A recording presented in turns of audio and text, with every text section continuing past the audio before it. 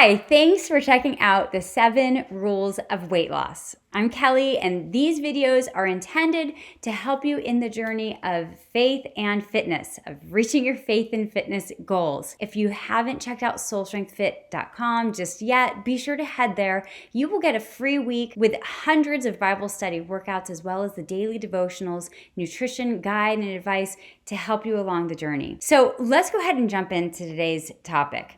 7 rules of weight loss. And number 1, I'm starting basic. Number 1 is, if God made it, eat it. If we could just start there. If most of the food you ate, you were eliminating processed foods, if you were eliminating packaged foods, and you began focusing on just true whole foods, you would make a huge impact on not just your weight, but your overall health. I'm a huge proponent of the paleo diet. You'll see that in the nutrition guide within the 8-week challenge, within the foundational program of Soul Strength Fit, as well as many recipes that will help you follow this kind of style of eating. But just take every meal and just take a look at it. Rather than eating a packaged cereal with milk, could you just substitute? Could you find a breakfast that's maybe like eggs and vegetables? Right there, you're going to be doing a great deal for your health, for satiety, for just feeling full and satiated throughout the day. If your lunch and your dinner, you could just start focusing on maybe some lean meats and vegetables, some healthy fats that came from olive oil dressings. Your nutrition would take a huge turn. Of course, we all will sometimes be eating packaged foods. I know even the best of us with the best intentions will sometimes turn to the convenience foods, and not all of the time can you or will you necessarily be eating great whole foods. But can you make that your most of your time? Can you make that at least 80% of what you eat?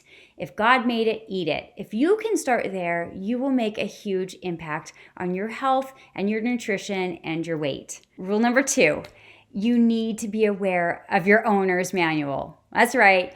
You're the owner of your body. You need to be aware of the manual. And you know what? Most of us are, but we ignore it. So what does this mean? I mean proper nutrition, the right amount of sleep.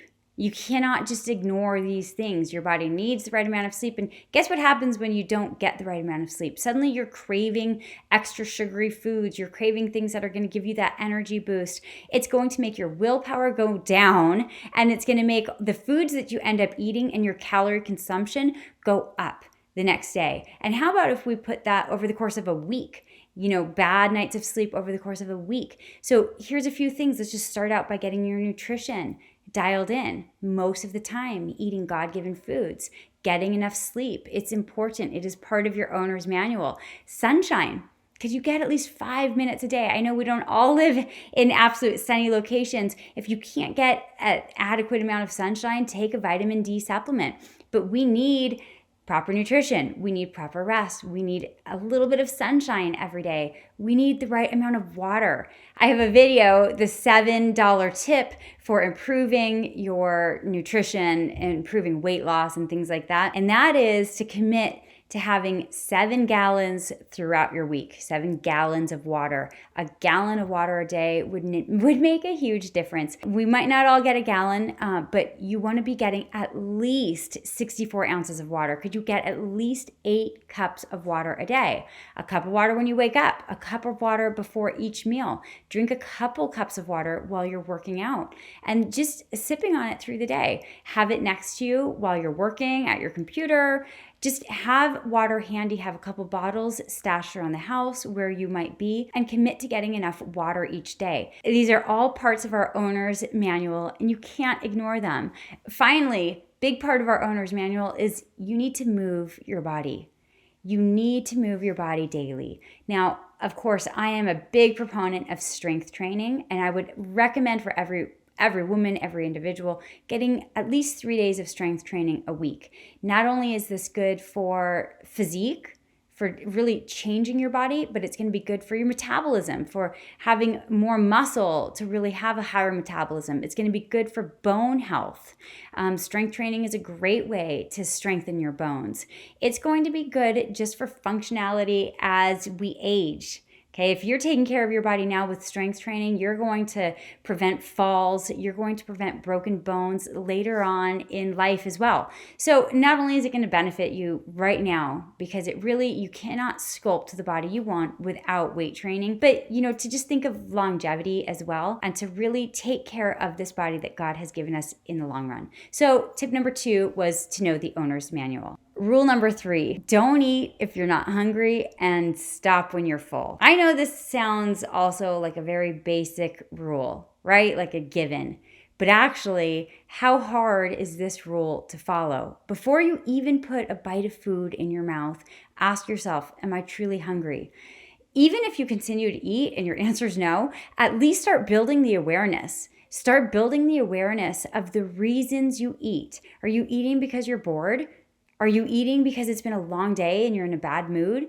Are you eating just because your child left those leftover chicken nuggets or a few bites of mac and cheese on her plate and so you're just finishing it? Are you eating simply because it seems like it's time to eat? There's a lot of reasons we eat, and not many of them tend to be hunger. So really just start to become aware of, why am I eating? And then midway through eating, check in. Have I had enough? Could you maybe even get to the point that you've learned to leave a few bites of food on your plate? If you did that one small trick with every meal, you would be saving hundreds and hundreds of calories throughout the course of the week, easily shedding a couple pounds. You've got to learn really to be aware of your body, to be aware of your emotions, and to truly ask yourself, why am I eating right now? Maybe keep a food log. And I don't mean necessarily like tracking your food, tracking what you're eating. Start tracking why you're eating. And you're going to start to build that awareness and that accountability with yourself, so that you can therefore start to train yourself to learn, if I am not truly hungry right now, I'm going to go do something that's going to tackle this root problem. If I'm really eating out of boredom, I'm going to take a 10-minute walk and then I'm going to go accomplish something. Clean a drawer, get one task done on my computer that I need to accomplish. If I'm really eating because it's been a long day and I'm frustrated, I might just go lay in bed for a few minutes with a good book. I might light a candle. I might do something else. Figure out why it is you're eating and then tackle that problem and see if you can start tackling the problem without food. And then again, check in during your meal. Do I need to continue to eat? Could I actually save a little bit on this plate and just toss it at the end of the meal, be done? Can I stop myself a little short of always cleaning my plate? You'll make a big impact on your nutrition, on your weight, if you could do that. Rule number 4, stop the negative self-talk. Talk to yourself the way that you would talk to a friend. Talk to yourself the way you would talk to your child. Talk to yourself the way that God would talk to you. We all mess up. And you're not going to be perfect with your eating. Even with the best intentions, you will not be perfect.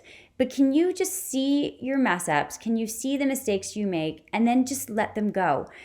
Negative self-talk, it has a little bit of motivation. If you feel bad about, the way that you ate yesterday, you overate, you overdrank, and now you feel bad about it the next day, that motivation will get you somewhere. It'll last you for about a day or so, but then it goes away and you're back to the same patterns again and again. Rather than focusing on the negative, rather than pulling yourself down with negative self-talk, start moving forward with forward-facing visions and goals. This is what I was yesterday, but here's what I want to be tomorrow. I am the kind of person who can demonstrate self-control. I am the kind of person who can improve. I am the kind of person who has the fruit of the Spirit living in me, and I can be self-controlled. I can treat myself with love. I can do anything through Christ who strengthens me. Start talking to yourself that way, and you're going to have a lot more power than trying to motivate yourself with the negative emotions. You're going to have a lot more power, and you're going to move forward a much greater distance if you can focus on the person you're trying to become and not continue to hate on the person that you have been. So can you drop the negative self-talk? Because that is just Satan trying to throw arrows at your mind, pull you down, and keep you from becoming God's best version of you. Satan knows that if you feel your best physically, if you feel strong and good and confident, you're going to be more patient. You're going to be more loving towards your husband and your kids and your coworkers because you feel a little bit better. We feel a little bit better. It's a little bit easier to be loving and kind and patient when we feel better physically. And Satan will try to keep you from obtaining that. He will throw that negative self-talk your way. So be aware of it and dismiss it. When you mess up, and you will, let it go and move on. Every day is a new day, and God gives you a new opportunity every single day to become closer to the version of the person He has created you to be. So just commit to that. Let go of negative self-talk. Have a forward-facing goal for yourself and let that be your motivation. Rule number 5, learn to delay self-gratification. Learn to live for future goals. This is hard, but this is something right off the bat we as parents would teach our children. Your toddler wants the toy and he wants it now. He doesn't want to eat his dinner, brush his teeth, put on his shoes. He wants to do X, Y, or Z. He wants to play, and we have to teach them from an early age. You want that now, but you can't have it now. Right now, this is what we need to do. I have teenagers now. My teenager might come home from school. I don't want to do homework. I'd rather sit on my phone or be on social media or, X, Y, or Z, but we have to teach our teenagers. You might want that, but you need to get done what needs to get done. We teach this to our children, yet as adults, it's so common when it comes to our own health, our own fitness, our own nutrition, to fail to live out the ability to demonstrate delaying self-gratification. We struggle to really show that we also can live in a way that we're working towards future goals, not just the pleasure of right now. So that might mean I don't want to get up at 5 a.m. for a workout, but you know what? It is like the one guaranteed time during the day that I can do it, so I'm going to do it anyhow because I'm working towards the goal of having a strong, healthy body. I want to eat pizza right now, yet I want to work towards the goal of eliminating maybe processed foods from my diet. I want to work towards the goal of feeling more confident and healthy and energetic and vibrant. So I know that if I say no to this right now, I'm saying yes to something better in the future. Can you commit to sometimes saying no to something right now so that you can be working towards the future goal you have of feeling healthy, fit, strong, and vibrant, energetic, the best version of the person that God has created you to be? You have to have this rule. You have to follow this rule if you're going to really make your health and fitness goals a reality. Rule number 6, take it one day at a time. Take it one day at a time. Biggest reasons I see for people not following through on health and fitness goals is because they mess up, because they break the streak. And what happens is they say, like, I had 5 great days, and then I had 4 days where it was like, I did nothing, I overate, I this and I that. And they let the mess ups hold them back from getting back on track. So by saying, take it one day at a time, I want you to just consider each new day a fresh beginning. I don't care if yesterday was a mess up. I don't care if yesterday was a success necessarily. Today is a new day. And what are you going to do with today? Trying to be our best physically as well as spiritually, honestly, it's not a one-time decision. I decide today I'm going to be a healthy, fit, vibrant person. I decide today I'm going to have a strong walk with God. And I made that decision, and today I ate a salad, I got in a workout, I read my Bible. It doesn't work that way. It's not a one-time decision. It's a daily decision. And not only is it a daily decision that you have to decide each and every day over and over again, you have 1,000 different decisions to make within each and every day. What am I going to eat now? How am I going to spend this time right now? What am I going to say no to now? It's a bazillion different decisions that you make every day that adds up.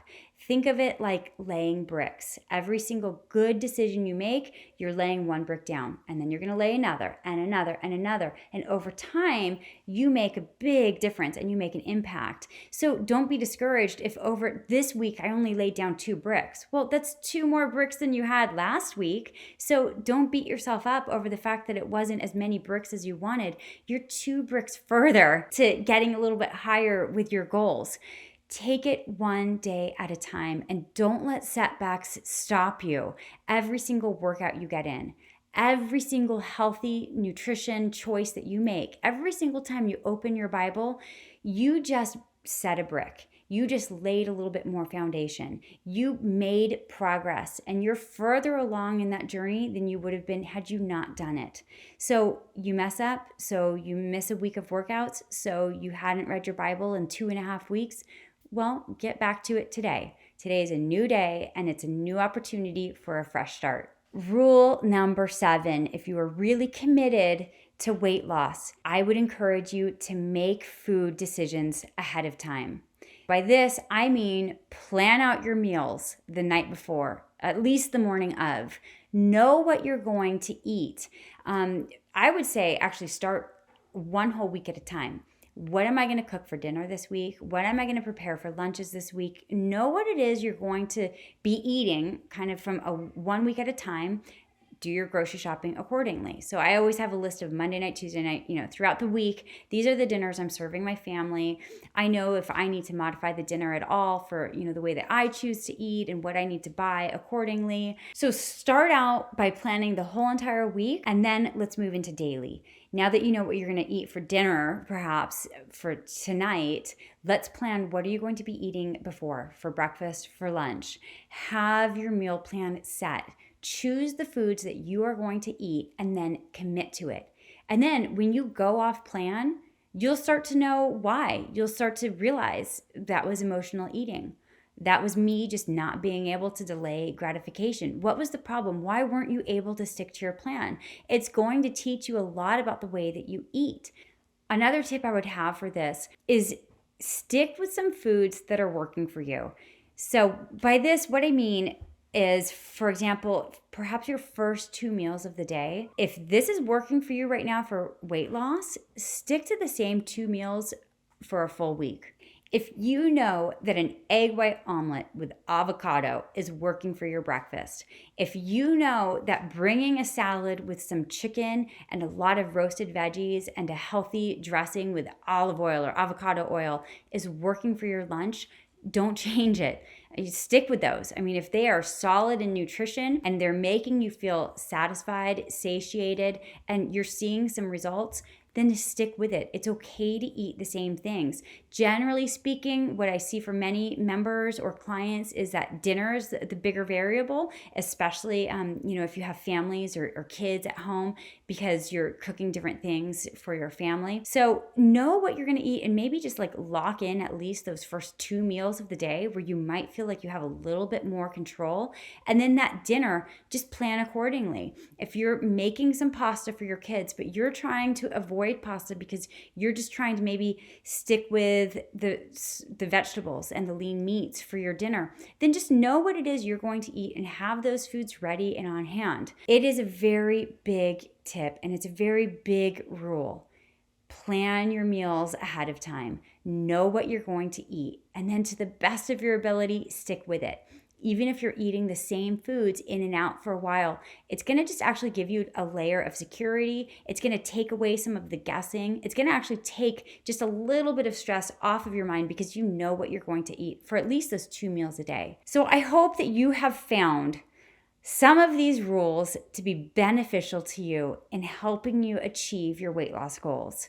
I hope that some of these rules resonate with you and maybe just give you some ideas for what you can do, maybe some areas that you need to tweak, maybe some mindset shifts that you need to make to really dial in your nutrition, your weight loss, your health, and your fitness goals. It's not just about weight loss. It's about feeling our best. It's about feeling confident, energetic, vibrant, so that now I am best able to be used by God. So you pursue these weight loss goals if you've got them. Stick to these 7 rules of weight loss, and I think you will definitely see a difference. Thanks for checking out this video. I'll see you next time.